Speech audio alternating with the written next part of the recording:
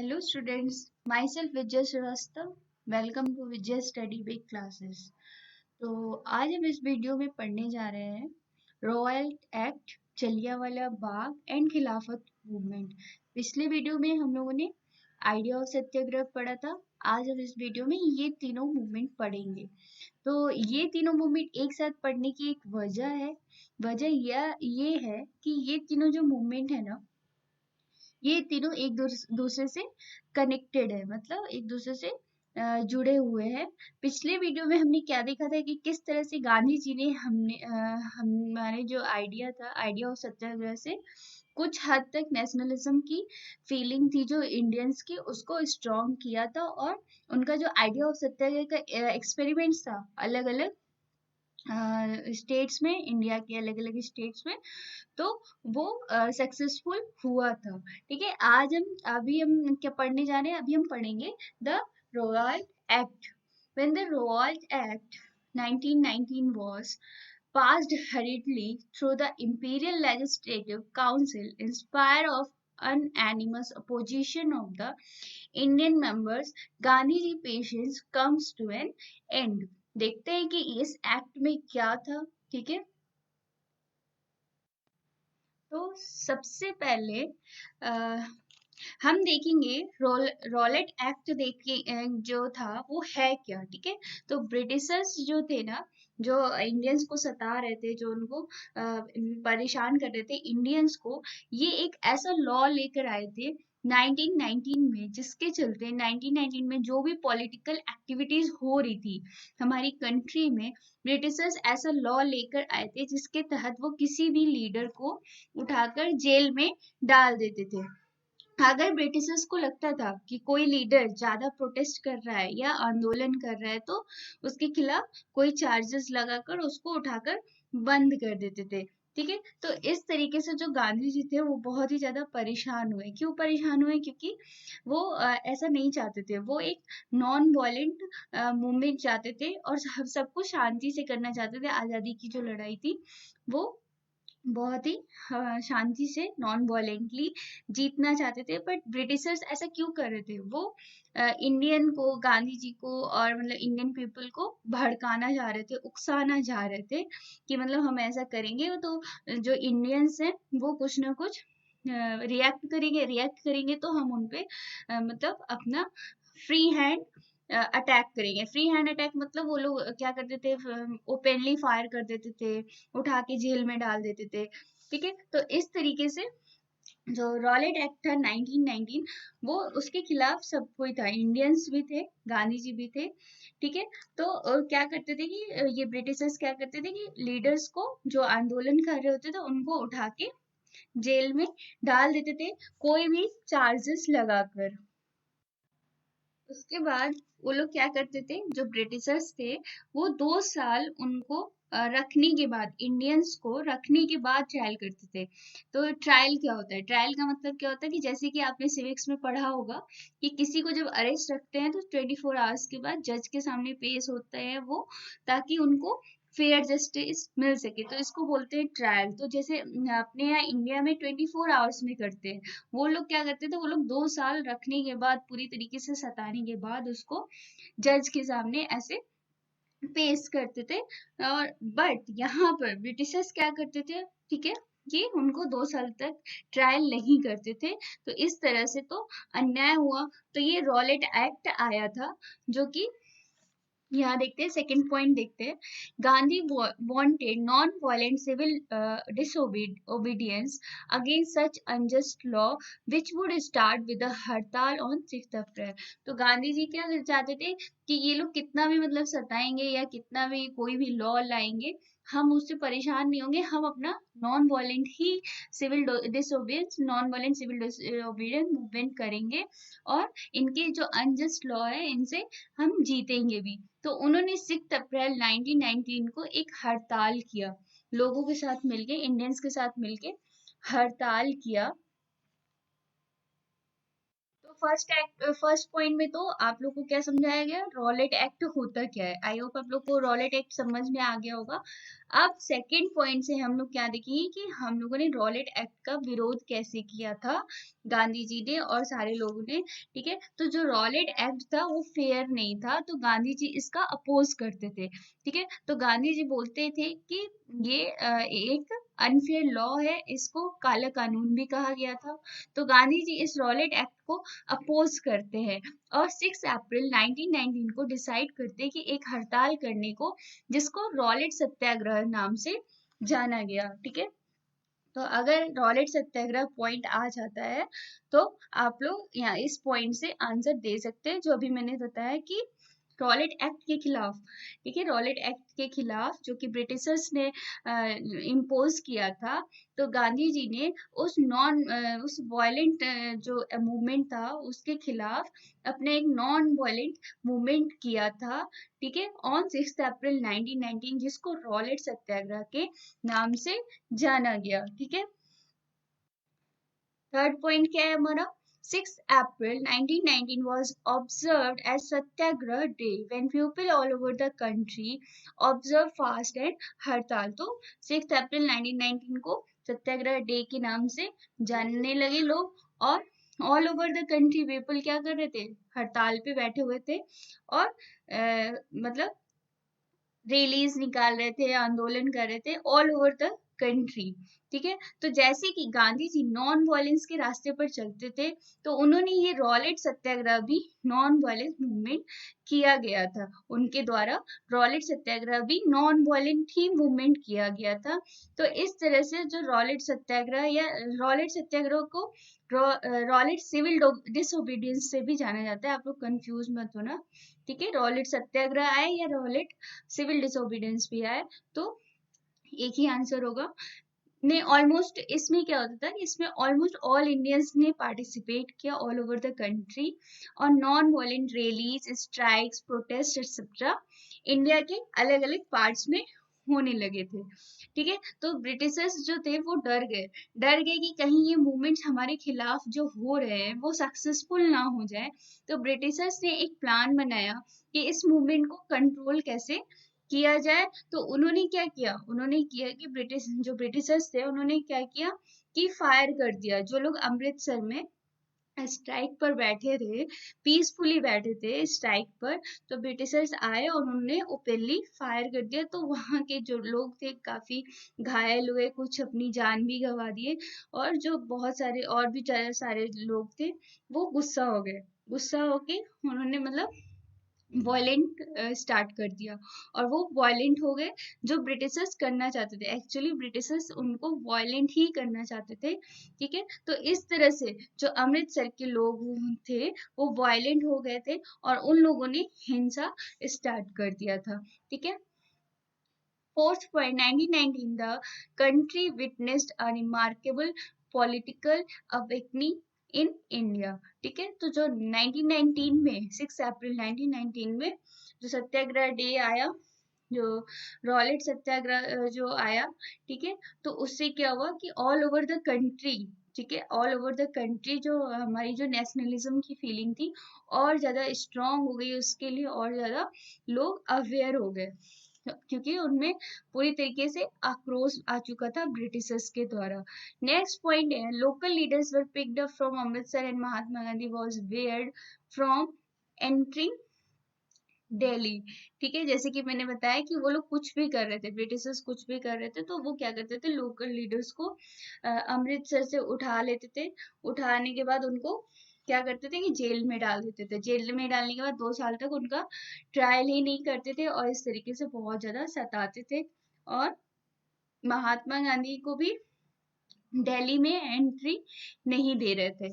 ठीक है, और नेक्स्ट पॉइंट है हमारा, on 16 April the police in Amritsar fire upon a peaceful procession provoking wide spread attack on banks. जैसे कि अभी मैंने बताया कि लोग सिंपली बैठ के अमृतसर में मतलब साइलेंटली बैठ के पीसफुली स्ट्राइक कर रहे थे, लेकिन 10 अप्रैल को क्या हुआ कि जो ब्रिटिश पुलिस आई उन्होंने उनपे सडनली फायर स्टार्ट कर दिया। इस तरीके से जो लोग थे वो बहुत ही ज्यादा वॉयलेंट हो गए, फिर उन्होंने वॉयलेंट को अपना लिया। ठीक है, तो अब इसी से जुड़ा हुआ है जलियांवाला बाग इंसिडेंट। ठीक है, तो हम लोगों ने अभी क्या देखा, हम लोगों ने देखा रॉलेट एक्ट क्या होता है।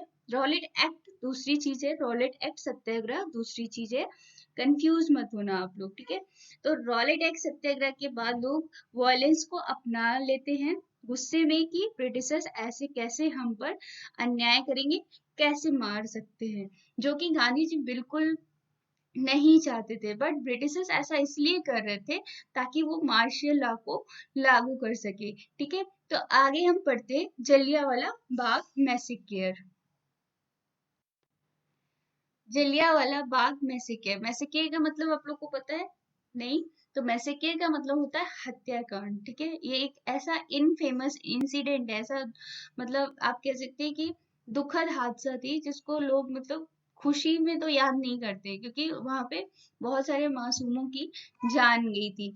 तो जैसे कि अभी मैंने बताया कि जब लोग भड़के ब्रिटिशर्स के खिलाफ, जब पूरा मतलब ऑल ओवर द कंट्री आक्रोश फैल गया, तो ब्रिटिशर्स ने एक मार्शल लॉ लागू किया था।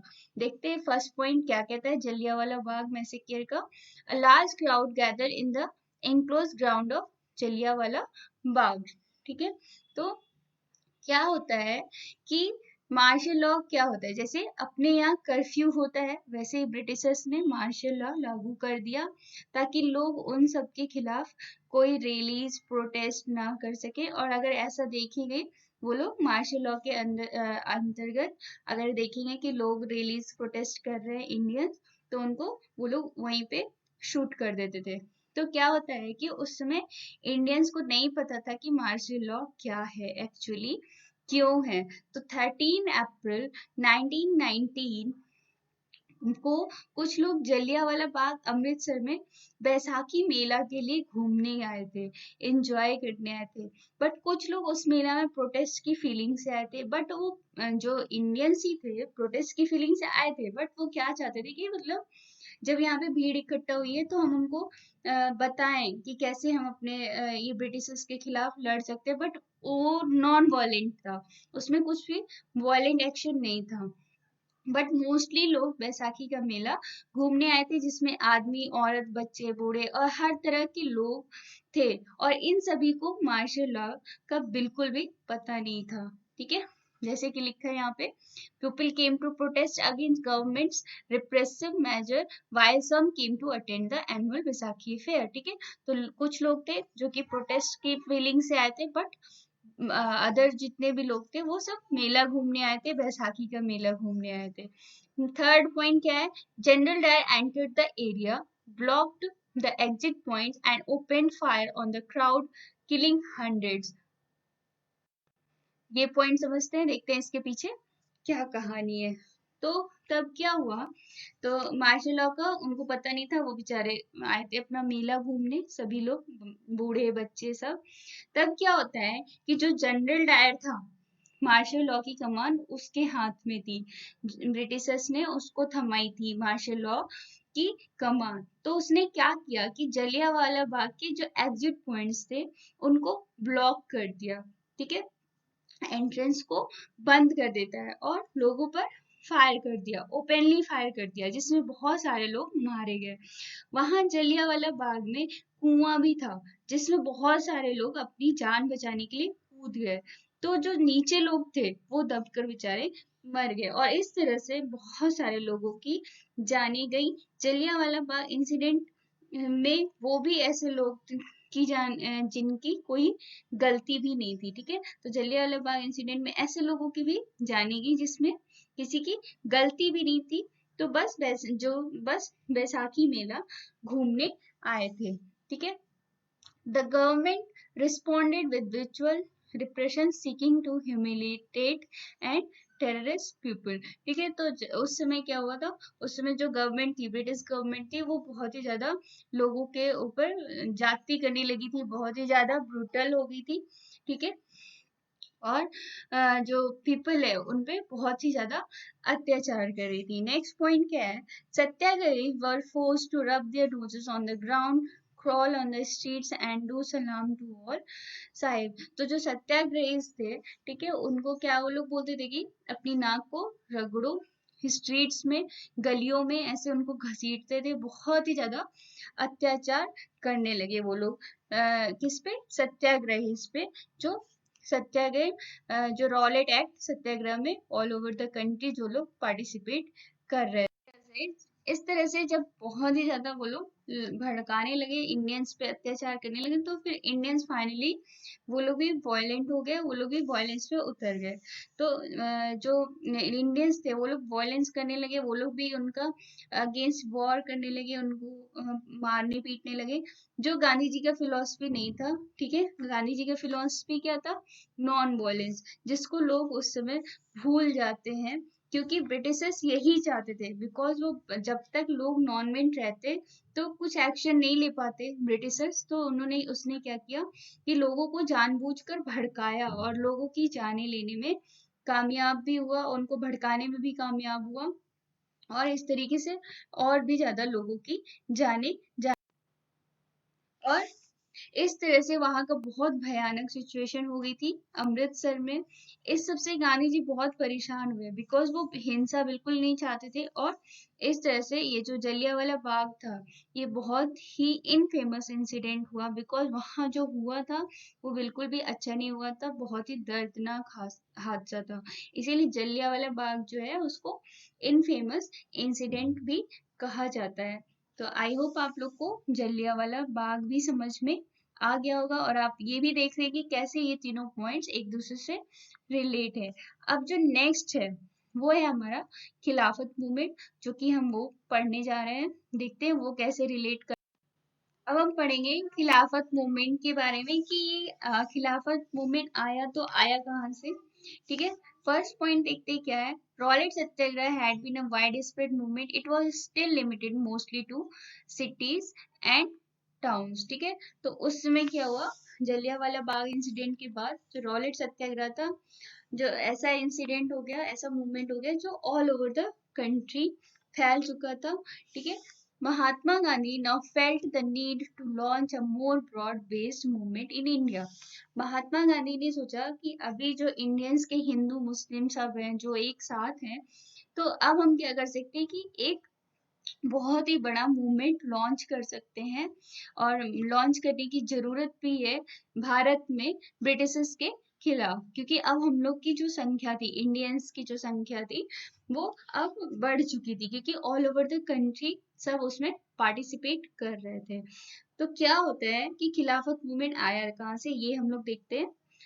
तो एक खलीफा नाम के आदमी थे, जो वर्ल्ड में एक ऑटोमन एम्पायर था, और जो आप आज का प्रेजेंट है वो टर्की है। ठीक है, पहले जो फ्रेंच रेवोल्यूशन के टाइम ऑटोमन एम्पायर था, आज के टाइम में वो टर्की कंट्री है।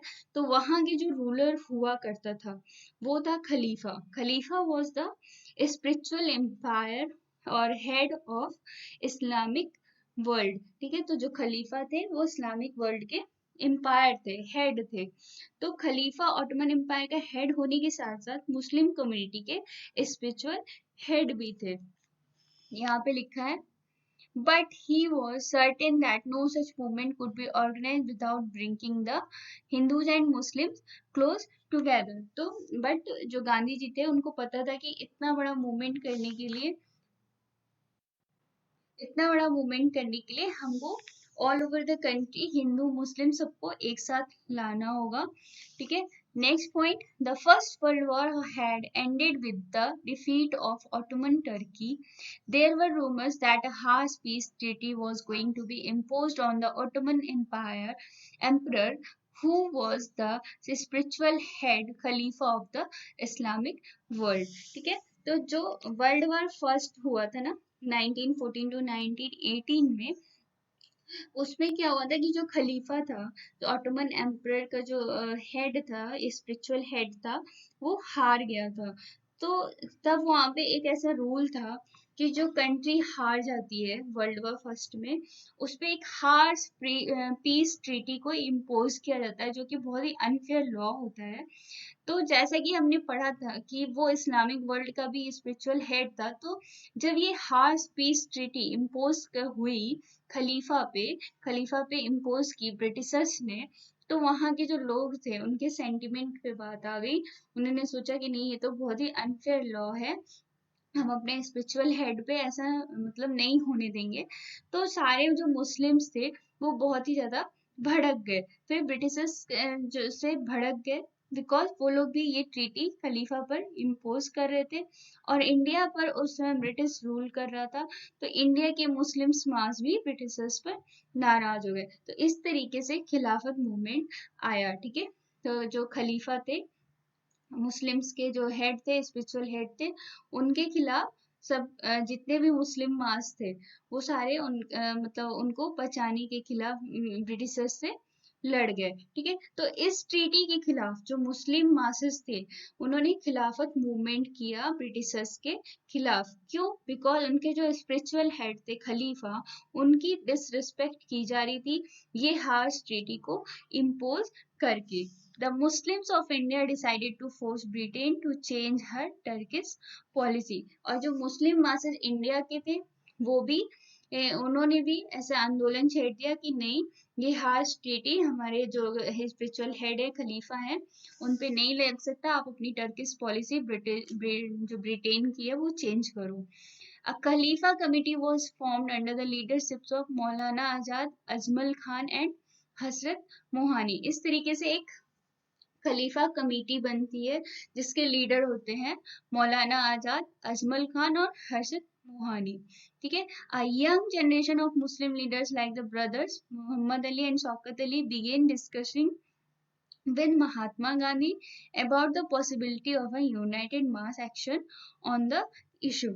तो फिर क्या होता है कि ये खिलाफत मूवमेंट जो है वो लॉन्च करने के लिए बॉम्बे में मार्च 1919 में खिलाफत कमेटी की जाती है, जिसके लीडर कौन होते हैं? मौलाना आजाद, अजमल खान, हसरत मोहानी, और जो यंग जनरेशन के मुस्लिम लीडर होते हैं वो होते हैं मोहम्मद अली और शौकत अली। तो इस खिलाफत मूवमेंट जो थी, इसको उन्होंने गांधी जी के साथ डिस्कस किया, और उनको बोला कि हम मतलब हिंदू मुस्लिम जितने भी लोग हैं ऑल ओवर द कंट्री, ये सब अगर यूनाइट होके ब्रिटिशर्स के खिलाफ लड़ेंगे, तो हम अपनी जो आज़ादी की जो लड़ाई है, जो ये है जो सक्सेसफुल कर सकते हैं। ठीक है, तो इस तरीके से जो all over the country Hindu Muslims थे वो यूनाइट हो गए, और एक नेशन वाइड मूवमेंट लॉन्च हो गया ब्रिटिशर्स के खिलाफ। उस मूवमेंट को क्या बोलते हैं? उस मूवमेंट को बोलते हैं नॉन कॉपरेशन मूवमेंट। ठीक है, जैसे कि मैंने बताया था ना कि ये तीनों जो इंसिडेंट हैं, रॉलेट एक्ट, जलियांवाला बाग, खिलाफत मूवमेंट, ये तीनों ही एक बड़े मूवमेंट को बेस प्रोवाइड करते हैं। तो अब आप लोगों को समझ में आया होगा कि ये तीनों मूवमेंट जो थे, ये किस बड़े मूवमेंट को बेस प्रोवाइड कर रहे थे? उसका नाम क्या था? Non cooperation movement. और गांधी जी ने भी ये सोचा कि हिंदू मुस्लिम से यूनाइट किया जा सकता है, और अब हमारी आजादी की लड़ाई और स्ट्रॉन्ग और सक्सेसफुल हो सकती है ब्रिटिशर्स के खिलाफ। तो इस तरह से जो कलकत्ता सेशन सितंबर 1920 में एक कमिटी रखी गई, ठीक है, जिसमें मूवमेंट रेज हुआ था, जिसको नॉन कोऑपरेशन मूवमेंट कहा गया ब्रिटिशर्स के खिलाफ, जो कि हम नेक्स्ट वीडियो में पढ़ेंगे। ठीक है, डिटेल में पढ़ेंगे नॉन कोऑपरेशन मूवमेंट। तो इस तरह से ये तीनों मूवमेंट इंसिडेंट ने एक बड़े मूवमेंट को बेस प्रोवाइड किया, जिसको नॉन कोऑपरेशन मूवमेंट का नाम दिया गया था बाय कैलकटा सेशन। तो इस वीडियो में हम लोगों ने ये तीनों इंसिडेंट पढ़े। आगे के वीडियो में हम नॉन कोऑपरेशन मूवमेंट पढ़ेंगे। Thank you so much.